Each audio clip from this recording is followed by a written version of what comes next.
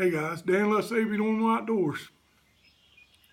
I was approached a couple months ago from Will Collins and asking if he would like to work on a knife design with him.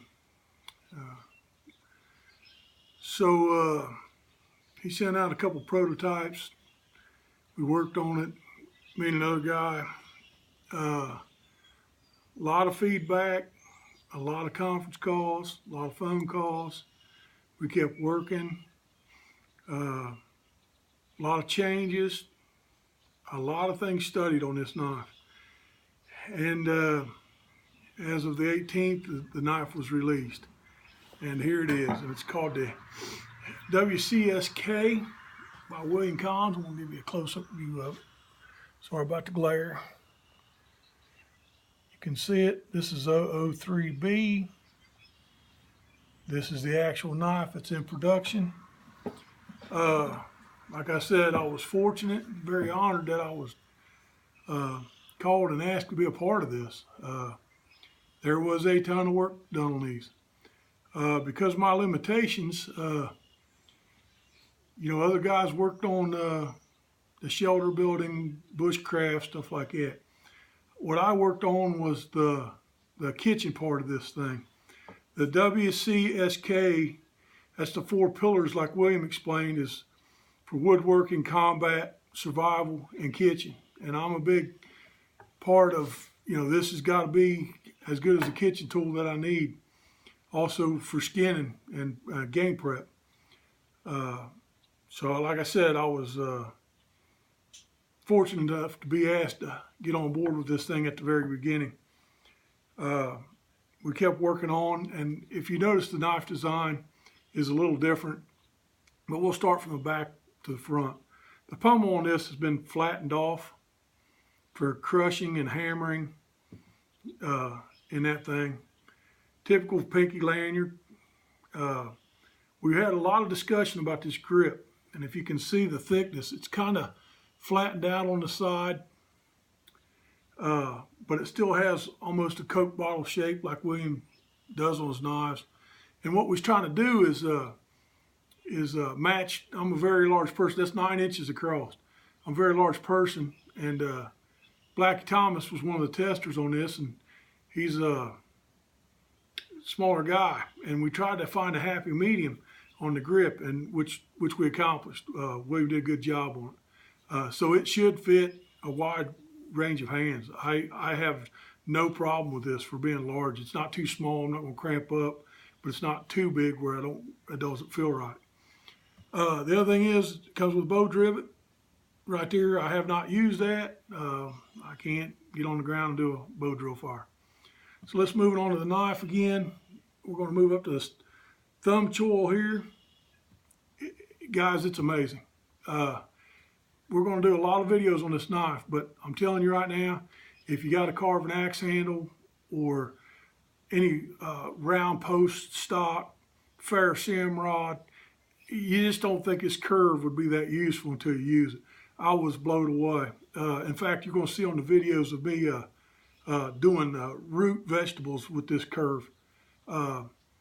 Just amazing, and it worked out good. Plus, it's made for that, and when you're pushing down, you've got a lot of control. You're hooked down here, and you're hooked up here to keep sliding forward if you did have to jab with the knife. On top of it, this is all 90-degree spine all the way down. Works down to the 90. This point up here is a false edge, and I'm gonna be honest with you guys. This part of the knife, I wasn't happy, man. I said it before. I'm a trapper and skinner. I like a big belly on the knife for skinning, and so I took this and I skinned a coon with this. I skinned a roadkill coon too with it, and if you notice, the Master Woodsman does the same thing. See how my hand comes up off that, lets me penetrate. The way we'll ground this tip, it's almost like a facet. Can you see the facets on there? And it lets it just penetrate the skin very easily. Like I said, I wasn't a fan on this point, and until I got to using it. And then it penetrated real good. I was like, wow, man, it's doing its job. Everybody's calling this a tonneau tip.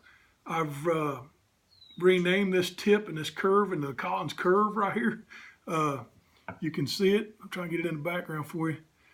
The tip does tremendous. It's just amazing. I actually did stuff to the prototype of this knife that you should never, ever do.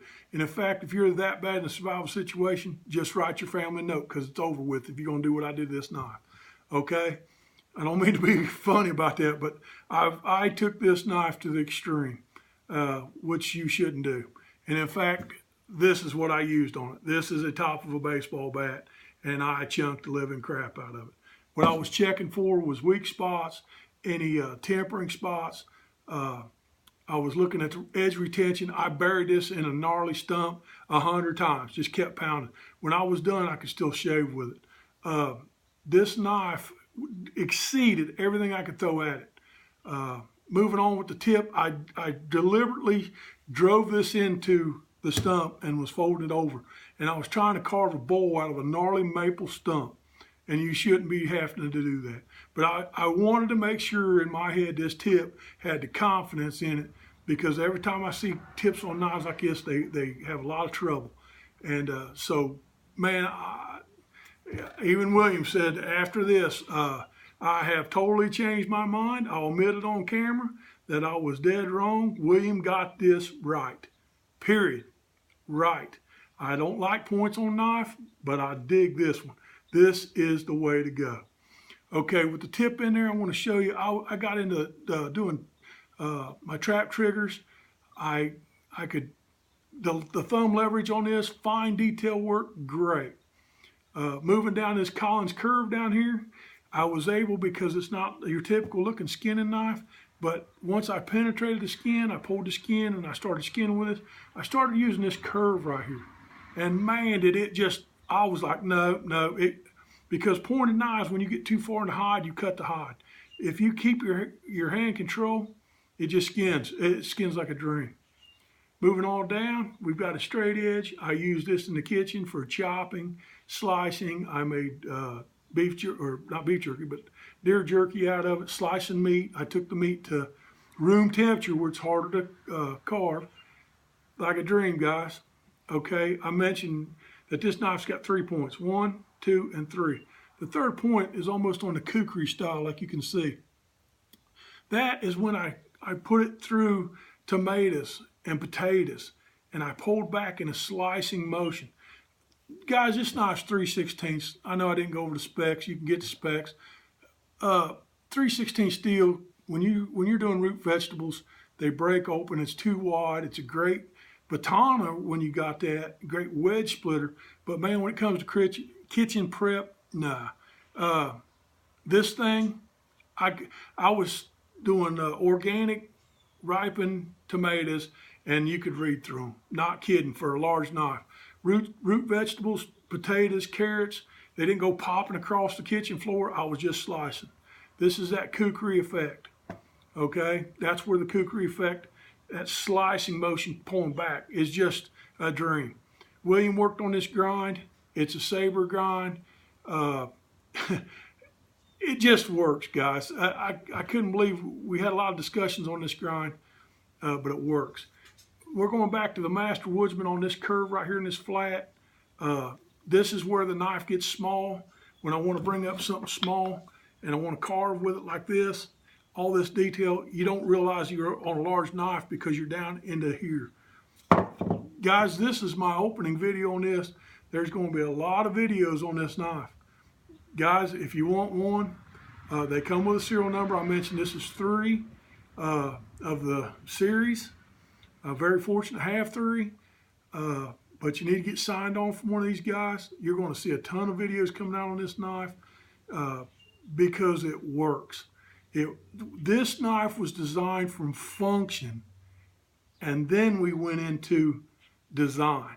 We wanted to try to catch every base on this. Remember, the woods, like the Master Woodsman knife, the combat, it could go tactical with you. The S is for survival, but I also say skinning too, because of process and game. And the K is for kitchen. Guys, kitchen, I have a camp. If I have a camp, I have a kitchen in my camp. You follow me? So I've got to do a lot of food prep. If I'm doing burdock out there, digging burdock roots like it's a false potato, you know, I've got to cut them up. That'll give me something in my belly. I've got to process and be able to peel with this knife. It peels. I was peeling potatoes and leaving no white on the skins. It's just fascinating how this thing was well thought out. I'm very privileged to be a part of this. Very, very privileged, very honored to be a part of this and to help with the design of this, guys. Guys, if you ever get a chance, put this in your hand and work it. By the way, I'll be down in Spring, Georgia Bushcraft down there, and this knife will be with me. So, guys, stay tuned. There's going to be a lot of videos out. So, guys, thanks for spending time with me.